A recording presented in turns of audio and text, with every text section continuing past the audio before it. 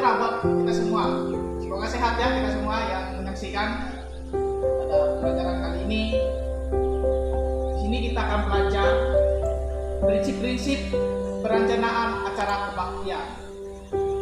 Berbicara tentang prinsip-prinsip acara kebaktian, apa sih yang harus dilakukan untuk mencapai acara kebaktian yang baik?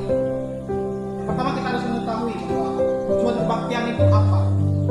Tujuan kebaktian, saya menjelaskannya secara singkat saja. Tujuan kebaktian itu adalah untuk kemuliaan Allah. Kenapa harus untuk kemuliaan Allah? Karena di sini kita beribadah, minggu, muda, kawan, berkarya, semuanya untuk kemuliaan Allah, semuanya untuk Allah, bukan untuk diri kita, tetapi untuk Allah. Jadi harus kita ketahui bahwa menyembah adalah satu prioritas kita untuk menyembah kepada Allah, bukan kepada Allah yang lain. Allah yang Maha Kuasa yang mencipta kita. Itu yang harus kita ketahui. Selanjutnya, bagaimana prinsip-prinsip acara ini? Sini saya akan bagikan protokol ini. Pertama itu kita harus menentukan tema. Menentukan nyanyian sesuai dengan tema. Pilih ayat Alkitab sesuai dengan tema.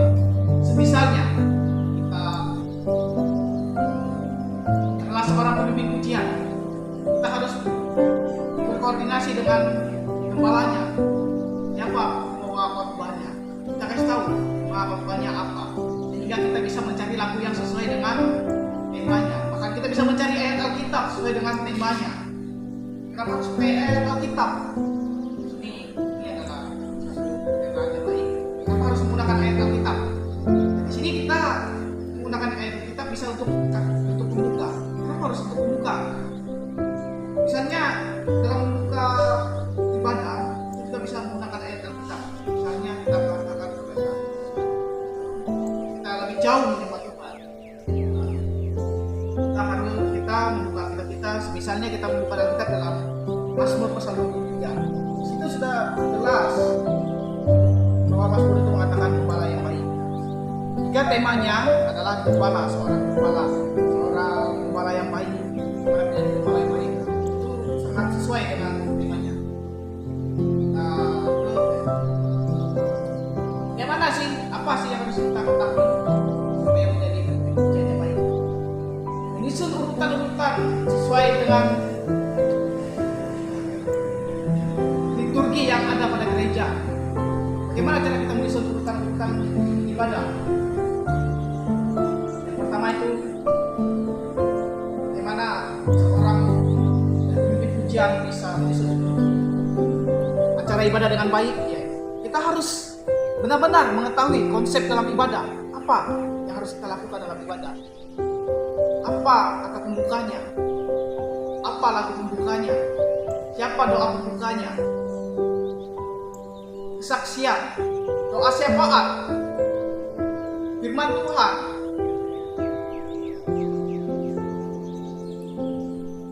Harus menentukan itu. Lagu penutup, doa penutup, doa berkat. Kita harus tahu siapa yang cocok ini, sehingga kita menjadi orang pemimpin. Kita harus ada juga koordinasi dengan orang-orang yang kita tunjuk untuk berdoa. Jangan pada saat ibadah kita tiba-tiba menunjuk orang. Tapi kita harus memberitahunya dulu.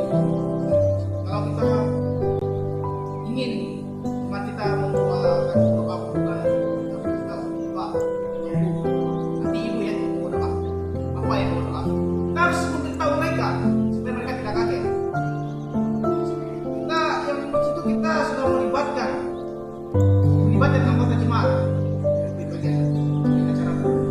Kita harus melibatkan juga jemaat kita seperti saya bilang itu doa buka, persembahan. Kita harus memberitahu mereka supaya mereka tidak kaget. Jangan tunjuk pada saat ibadah.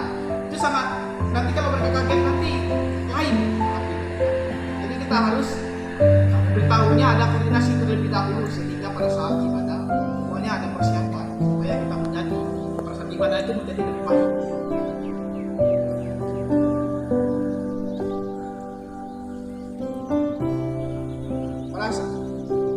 Ketika kita memimpin ibadah juga kita jangan terlalu terpacu dengan yang penting ibadahnya selesai, yang penting jemaatnya kita ibadah selesai. Jangan. Tapi ada baiknya kalau ibadah itu kita harus benar-benar koordinasikan diri kita, bagaimana caranya kita gerakan hidup kita kepada Allah. Kita harus memberi ruang, waktu untuk jemaat untuk merenungkan apa yang harus dia renungkan dalam dirinya, sehingga dia menjadi anak-anak Tuhan yang benar-benar mengikuti ibadah itu dengan hati yang menyembah kepada Allah. Kita lakukan dalam ibadah. Itu adalah cara memimpin pujian-pujian di dalam ibadah, sehingga kalau kita nanti ibadah semuanya dapat berjalan dengan baik, semuanya tidak hanya terfokus pada satu titik, tetapi bagaimana caranya pada saat kita memimpin pujian itu benar-benar hati kita, benar-benar seluruh hidup kita serahkan kepada Allah, sehingga kita memimpin pujian itu bukan kita lagi yang memimpinnya, tetapi Tuhan lagi bekerja dalam hidup kita memimpin pujian. Di sini kita juga membahas perubahan dalam acara kebaktian. Ini yang harus kita lakukan ketika misalnya dalam ibadah kita sedang mempersiapkan segala sesuatunya. Kalau tiba-tiba ada perubahan, konsepnya kayak begini, konsepnya kayak begini. Kita harus benar-benar ada persiapan dalam diri kita. Apa saja? Di sini saya membagikan ini adalah kadang-kadang dalam susunan kebaktian perlu perubahan-perubahan dengan maksud supaya kebaktian itu lebih berarti dan lebih menarik. Beberapa usul dalam perubahan dalam susunan kebaktian. Di sini bahwa berubah dalam hal ini arti kita harus cari gimana caranya supaya kebaktian kita berjalan dengan baik, meskipun kita baru mempersiapkannya. Kita harus benar-benar mengetahui konsep dalam ibadah ini seperti apa. Pertama, kita dalam perubahan ibadah ini pertama kita lakukan sebelumnya tentang perubahan ketika kesempatan apa jemaat. Jika ada perubahan dalam ibadah, kita harus berkoordinasi dengan jemaat supaya mereka tahu bahwa ada perubahan dalam ibadah ini. Mungkin ada beberapa hal yang dihilangkan dalam ibadah. Penambahan waktu atau bagaimana, itu harus kita koordinasi pada jemaat supaya mereka pada saat kita ada perubahan mereka sudah tahu bahwa gerejanya ada perubahan. Kalau kita tidak kasih tahu mereka bisa kaget, lah kok liturgi kita berubah, waktu kita berubah, tadinya pulang jam sekian, pulangnya jam sekian. Yang kedua, pelajari contoh-contoh susunan kebaktian dari buku gereja-gereja lain untuk cari ide-ide dan susunan acara kebaktian yang dianggap paling baik untuk gereja seperti itu. Di sini kita juga cari sumber-sumber bagaimana caranya acara kebaktian kita itu berjalan dengan baik. Kita tidak hanya berpatokan dengan gereja kita saja, tetapi kita melihat juga dari sumber-sumber yang lainnya apa yang terbaik untuk gereja kita. Kita harus persembahkan yang terbaik untuk gereja kita. Amin, saudara-saudara.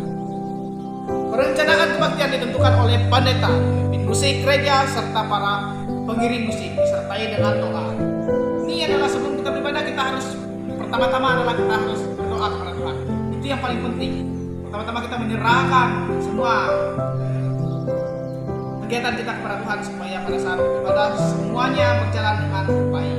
Selanjutnya membentuk panitia penyusunan ibadah bersama dengan pendeta, pemimpin musik, para musik. Di sini kita juga harus membentukkan panitia supaya dalam ibadah itu kita sudah tahu bahwa depan siapa yang musik.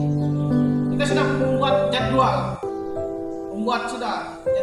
untuk anak-anak Tuhan supaya mereka terlibat dalam pelayanan di gereja. Yang selanjutnya cari nyanyian baru untuk mengisi acara kebaktian pada tanggal tertentu. Ini sangat penting saudara-saudara. Ketika kita mau menyampaikan pada saat kita ibadah, misalnya pada hari tertentu, kita harus benar-benar mengetahuinya. sehingga kita tahu bahwa misalnya kita beribadahnya di hari Natal. Nah mungkin kita membawa lagu worship terus, tidak ada tentang tema-tema Natalnya, lagu yang keren-keren terus, tidak ada tema-tema Natalnya. Tetapi bagaimana caranya kita merubahnya supaya baik lagi ketika kita menyanyikan lagu konsep yang sesuai dengan apa yang telah kita tetapkan dalam ibadah itu, sesuai dengan tujuannya ibadah itu. Jangan terlalu menyanyikan lagu yang sama dalam Natal. Artinya kita di sini memilih lagu-lagu jangan itu saja lagunya. Nanti jemaatnya bosan. Kalau itu saja lagunya, nanti jemaatnya bisa bosan. Bapak saudara, ya mungkin kalau kita belajar bahwa memimpin pujian tidak terlalu mudah, tidak terlalu susah. Tapi ya, dalam hidup kita harus melakukannya dengan sungguh-sungguh. Bagaimana Tuhan memberikan kasihnya kepada kita, jadi kita harus melakukannya dengan sungguh-sungguh. Semoga video ini bermanfaat untuk saudara semua. Sekian dari saya, Napriadi. Selamat hari Minggu, selamat beribadah, Tuhan Yesus memberkati. Shalom.